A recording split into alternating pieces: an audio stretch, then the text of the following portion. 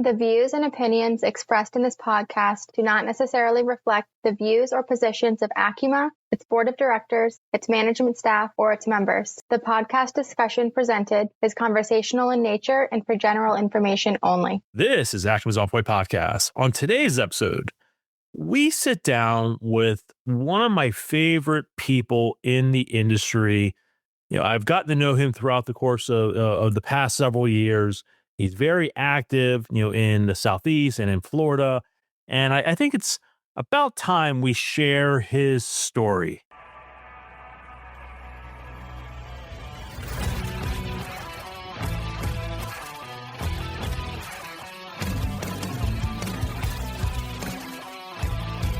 Ladies and gentlemen, boys and girls, hello and welcome to Acuma's On Point Podcast, a series focused on sharing the stories of people who are making a positive impact in the credit union mortgage industry. I'm your host, Peter Benjamin. Today, I am joined by Joe Rosado, SVP, Real Estate Lending and Business Solutions with Grow Financial. Joe from Grow, how are you doing today? I'm doing spectacular. Thank you for having me. I really appreciate it. Hey, man. Again, one of my favorite people. Not only are you doing great things down in Florida, you have excellent taste in food, excellent taste in wine, excellent taste in hotel selections. You just know things, which I'm happy to share with the group. Hey, but before we get to it, as always, got to pull the hawk in. Justin, how's it going? And please tell us, what is the latest and greatest happening over at Acuma? Good, Peter. How are you? Living the dream, man. I love it. All right. Well, next week we are heading to Dallas, Texas for our first Viewpoint Regional Summit of the year. Yeehaw. Yeehaw. See, I knew you were going to say that. And not giddy up. Peter's transition from giddy up to yeehaws. We'll have to bring out all of our y'alls. Yeah, I've only done that a few. I've only done it on the last footnotes where I changed my giddy up to yeehaw. Hey, if it happens for more than once, it's okay. It's not going to be a permanent thing. Okay, good. All right, man, giddy up. All right. So that's going to be happening March 24th and 25th. If you haven't registered, there's still time. So there's no time like the present. What are you waiting on? It's only a week away. Hint, hint. All right. After that, we're going to be heading to St. Louis, Missouri for our next Viewpoint Regional Summit. That's going to be happening April 14th to the 15th. And then we'll be in Baltimore, Maryland, April 28th and 29th, which will round out our summit series for 2026. Registration for our Focal Point workshops is already open. We'll be heading to the beautiful San Diego, California, and that's going to be happening May 12th and 13th. So again, plenty of time to still get registered. Come out, see us. We want to see you. Take in the educational events. Peter and team has been working tirelessly on these agendas. They are amazing. You do not want to be the person standing on the outside going, "Oh, shucks, I missed out again." All right? Oh, shucks. Oh, shucks. All right. And stay tuned for additional network meetings coming up in Q2. We hope you're able to join some of those. And then for all these great events and more, head over to the Acuma website for more information and to get registered. Love it. Thank you very much. Of course. All right, Joe from Grow. Let's obviously have this conversation. It's all about getting to know you and really sharing your story. But as always, starting off with the first question, and that first question is ultimately, who is Joe? Like, what is one thing that you think is important for everyone to know about you? First and foremost, in Florida, we hang loose. We don't yeehaw. That being said, on a serious note, genuine, thought-provoking, and energetic. I'm here to take Grow to the next level, take real estate lending, commercial lending, investments, all those things to the next level, but by genuine, thought-provoking, people-proven leadership. I love that. Love that. Leadership is near and dear to my heart. I love, that's the one rabbit hole I really enjoy going down with our guests, the idea of thought leadership, and not only that, it's how do we lead in this new era of mortgage lending, the need to support our communities. And why do I say new era? It's everything's really changed in how we lead ever since, COVID, really, if you think about it, right? People are remote or hybrid. You're not seeing them day to day. And so strategies before are completely different than strategies now. So love the conversation of leadership. And maybe throughout this conversation, we can dive into it. And I think that's probably pretty prudent for us because you and I have had conversations about what we as credit unions need to do to lead. But, I think that's a bigger conversation that we most certainly can dive into a little bit today. So thank you for sharing that. Now, first and foremost, I have to know, do me a favor, if you could summarize, for the class, your background, your journey, how you got to where you are.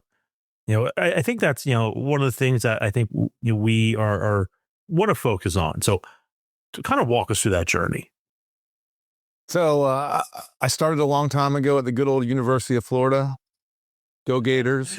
And for those who didn't see that, he did the, was it the Gator Chomp. The Gator Chomp. Oh my gosh. We're having some problems right now. We don't do that in my house. I will say it is a pretty orange. Orange and blue. Don't hate the player, hate the game. But remember that started out with the good old orange and blue a long time ago. Got my Series 7. I got all kinds of investments licenses and started out with American Express and really started to learn the nuts and bolts of finance and financial advising and how you can help people grow. Went through a few different changes and ended up at Wachovia, if you guys remember that name. Wachovia was a big brand in the early 2000s. And I was lucky enough to do one of those traditional junior executive programs where they kind of take you through different aspects of the bank and teach you how it goes. And I spent about 8 years there. Very happy, not looking for a change. And by random luck, the previous EVP that's now retired was looking to raise the bar at McDill Federal Credit Union that had just changed their name to Grow to open their membership and raise the level of accountability and awareness. And after a few months of back and forth, 17 years later, I'm over at Grow, and I've worn operations hats, IT hats, real estate and business lending hats, and investment hats. So I'm happy to say I'm very eclectic. I've learned many different trades, and real estate's where my heart is. That's awesome. And, I'm often called eclectic, but probably not for the good reason like you are. That Series 7, that's no joke, man. I didn't know that. That's pretty awesome. Yeah, it's like the bar for investments and the calls and puts and all that fun. And it came full circle a couple of years ago when I started overseeing our investment team. But it was a daunting challenge a long time ago. But when I was just a kid and fresh out of school, I had a couple of friends that said, "Hey, if you can pass that Series 7, you can get a signing bonus and the door is open." And a blind squirrel found a nut, and I passed that test, and it worked out. That's awesome. That is awesome. So, all right. So thank you for walking us through that. The next question really is, I think the next two questions really could take us down, that leadership rabbit hole. The question number one is, what motivates you and really shapes how you think? So feel free to take this in any direction you so choose. Obviously, the goal of this is not to get political, but this can be personal, this can be professional. But really, what motivates you? Day in, day out. And this is very similar to the last question I have, but it's slightly different. What motivates you and really what shapes how you think? And I'm going to add an ending to that about our industry. Okay. Sure. Please. So first and foremost, I have two wonderful kids, a sophomore at the University of Florida and a junior in high school that's really great at football, and a wonderful wife and two dogs. So they drive the focus of my happiness. While I love work and real estate and all those things that it does, I prefer to be with them, living the good life. But when you think about a couple things, I'll say, first and foremost, when I think about production, we're in a very production-based world. The best leaders, their teams don't work hard to hit a production goal. They work hard to not let you down. And why do they not let you down? Because you've led them through genuine thought-provoking leadership and shown them that not only do you believe in them through their, as you know, in our real estate world, the ebbs and flows of production and interest rates, but that you won't stop trying to make them great. And that could be through a business accelerator. That could be through a leadership class. That could be through, even though it's weird, going out on a sales call with them. Because why? It shouldn't be weird. It should be part of everything that we do, is to help them be more successful. So when I think about all those things, family first, and then when you look at work, you know what? If I were to do a math equation, I'd say 70% people, 30% work, because you know what? You've got to understand what you're doing, and you've got to understand how to lead, motivate, and drive through different markets, because you know what? It's hard. We've gone through some hard times in the last couple of years in real estate, from job cuts to valuations. The sky is the limit. But as I think through all of that, those would be the core things that really drive me to try to be better and push me to learn consistently and use all the new tools we have to try to be successful. No, I mean, that's great. I mean, I love that you brought up that you started that with family, because family, I think, makes us better leaders, and if that family dynamic is first, right? And you said 70% family, 30% work. I actually personally found that having kids ended up making me a better leader. I like to think I was a good leader before kids, but I feel like I became a better leader once I had kids. It taught me definitely more patience, right? Definitely more patience. I also learned to understand mistakes better. It also helped me to communicate better, right? The running saying, if you can't explain it to a 5-year-old, you don't understand it at all. So I love that you started with family, because it is such a driving force behind leadership. I would agree with that. Like, having kids definitely makes, I don't know, it's taught me more empathy for sure. Like, and you kind of hit it. I don't understand what that E word is. I know. Well, it's taught me more empathy. Like, I mean, like over the time, like I think back to my Navy days when I had no kids, and being a little bit more of a hard ass about stuff, and like now having kids, like being able to understand where they're coming from in a different perspective. So, awesome. Thank you very much for going explicit for us. That's about saying. What's funny is that, I like to think of myself as Cool Hand Luke in crucial conversations, but for some reason, my kids have found a way to crack the code, and they can get my goat a lot better than anybody else can. So as much as work is good, the kids can get you to crack really fast. Oh, it's 0 to 60 sometimes with 0 to 60 in 2.5 seconds with the kids. But it's like, case in point, right? It's just having I have a son and 2 daughters, but I'll focus on my son because I can relate to him the most. As you continue to grow, and you kind of, and he is shaping his own identity. And this is not, look at us having a parenting conversation. He's trying to discover who he is, right?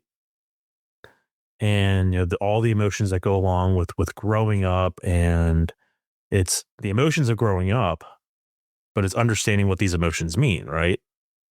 And you relate it to the growth of a team, right?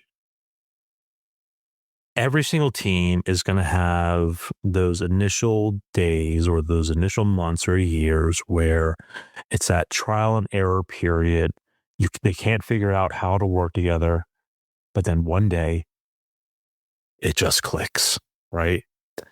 And taking that idea, right? Taking that idea of you grow and you don't know how to deal with, certain situations as a team, having a leader and be able to provide that guidance,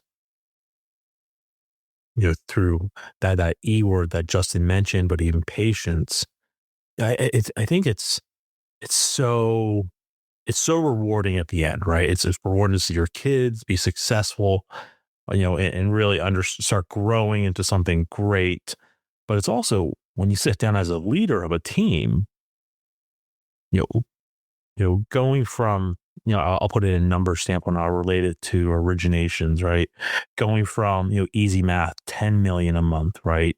But because they're now working together to 20, 30 million a month. I mean, that is, as a leader, that is awesome to watch because, you had nothing to do with it outside of providing guidance. They did it all, right?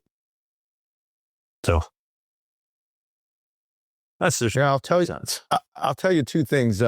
If you and your listeners out there like reading, there's a book out there, an old book by Viktor Frankl called A Man's Search for Meaning, and what it talks about hope.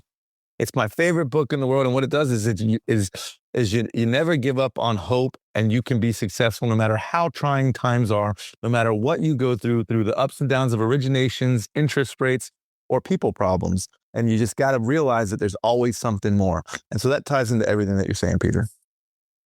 I love that you brought up that book because I feel I read that book and listened to it, gosh, years and years and years ago. And that's when I first listened to it.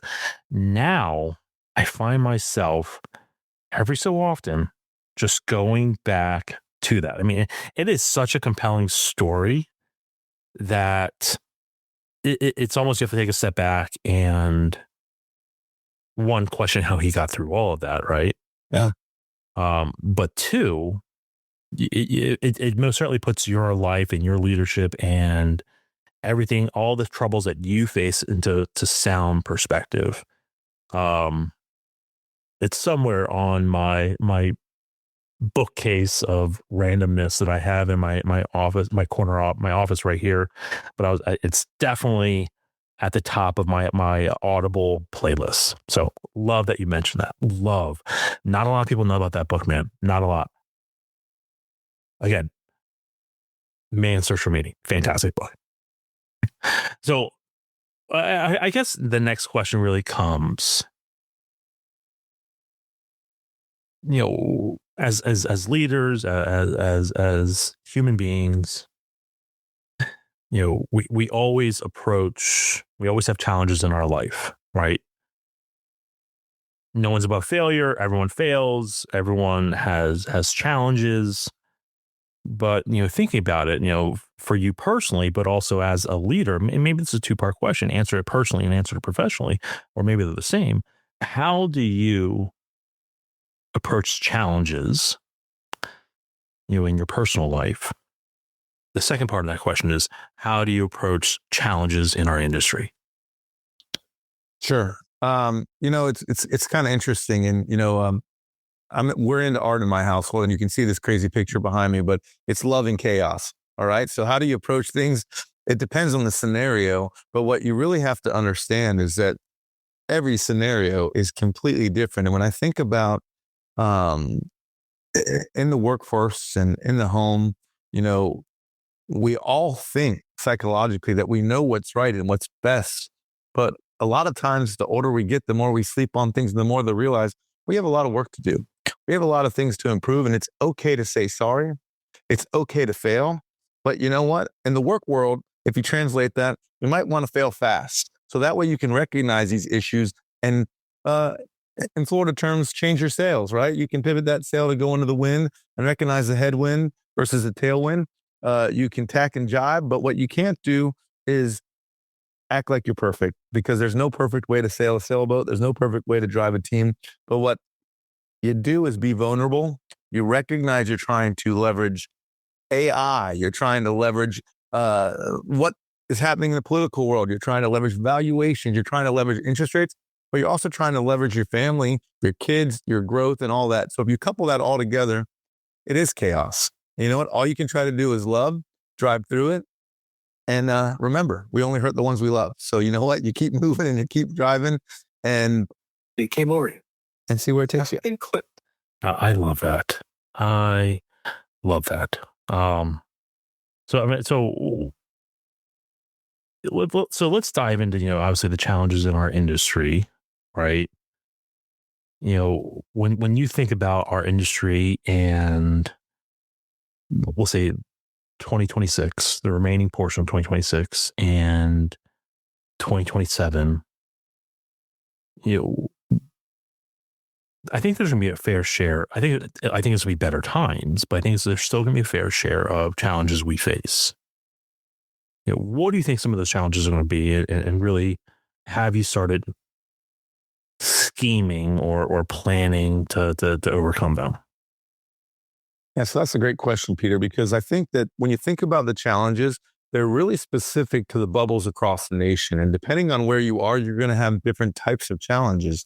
And what I see is, you know what? We got to get to finish faster than we've ever gotten before, because you know what? Why do I have to take 30 days to close a loan? Why can't I have it ready to go in 7 to 10 days and just wait for that couple or that family to move out of their home and move forward? Why can't I use the data within my organization to find ways to use relationship pricing to retain, explore, and capitalize on serving people, not profit? My rates are better than a bank. Why are they better than a bank? Because we believe in giving back to our communities and our members. And how do I get that message out? Well, you know what? By using what I have in front of me. In my example, we've got over 300,000 members and we're just about to crest 4 billion. But you know what? We've got less than 2% that have a mortgage with us. How do I let them know that? By purely sharing what we have to offer the right way, through maybe a digital channel, through maybe an interstitial page. But how do I get to that point where our membership recognizes that value and can do that? There's a ton of opportunity there. That's awesome. That's awesome. I think that's a fantastic answer. And I can't really ask for anything more than that. And I like that you pointed out that there are bubbles, right? And that for good and bad, the challenges that you have today are going to be challenges that you have today in Florida might be different than the challenges someone else faces in Dallas, right? As an example, as long as you have that data. And I felt like last year, 2025, all we wanted to do was focus on data. Like that was almost like the theme for last year at Acuma was understand your data. If you understand your data, you can overcome any challenge. I love that you mentioned that. And because Grow is actually a good example. I mean, you are, correct me if I'm wrong, you're in Florida, you're in Georgia. So we're in 7 states. So there's Florida, brick and mortar in South Carolina, but we do business indirectly in all those other states: Georgia, Alabama, Tennessee, Virginia, and we're growing across the nation. But as of right now, we have about a footprint of 8 states.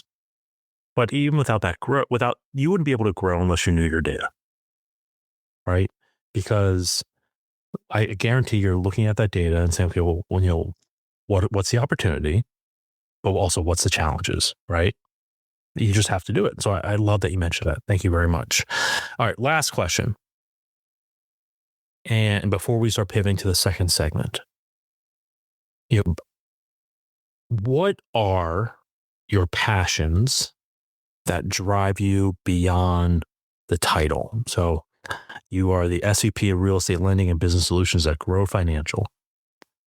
What are the passions that drive you beyond that LinkedIn profile page?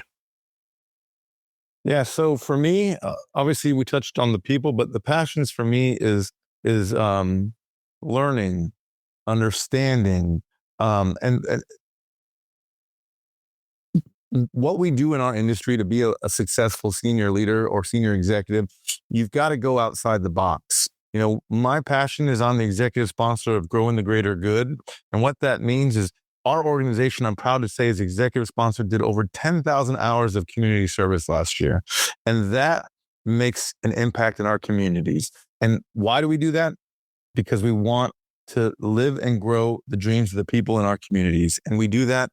And that drives me. Work is work, and it's important that we have work and we do those different things, but you've got to give back and recognize, and whatever that might be for you. Everybody's different. It doesn't have to be going to a specific St. Jude's walk. It could be going to your church. It could be volunteering at your high school. It could be as simple as picking up trash in your neighborhood, but making a point of doing something to make this place better than where we had it is what helps us move forward.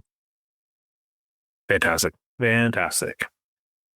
Well, Joe, thank you so much for sitting down with us, but I'm kind of walking through who you are and having the conversation on leadership. But now it is time to transition to the second segment of the pod. Now, this is where we sometimes do dad jokes, Jeopardy, and we started recently trying wrong answers only.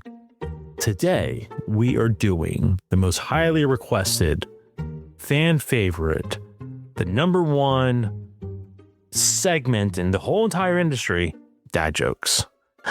Justin, you may or may not notice that I tend to inflate how awesome the dad joke section is a little bit more every single episode.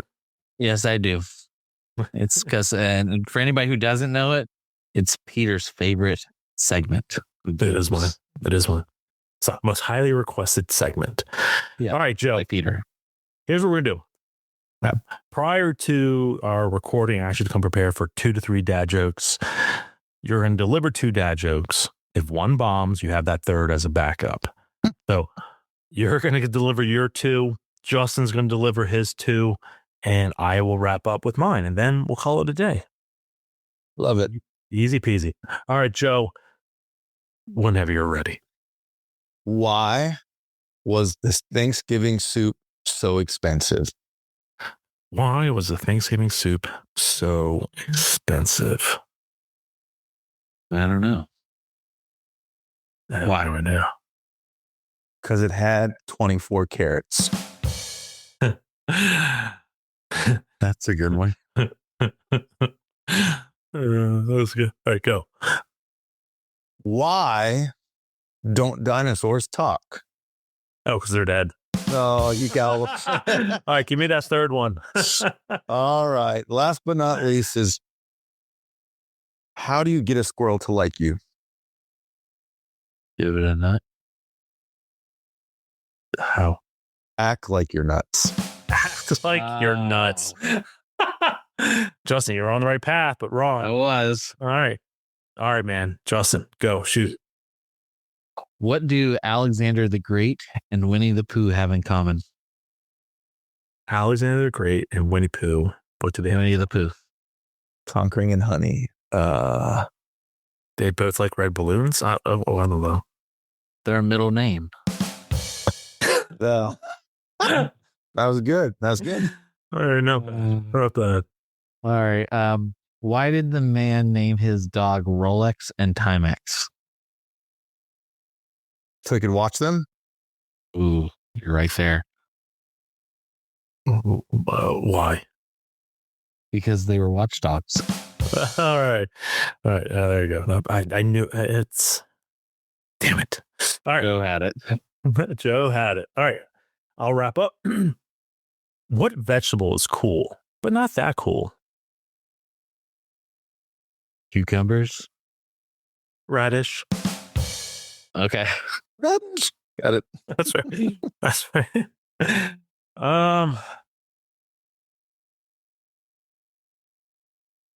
I was going to tell a sodium joke, but then I was like, nah.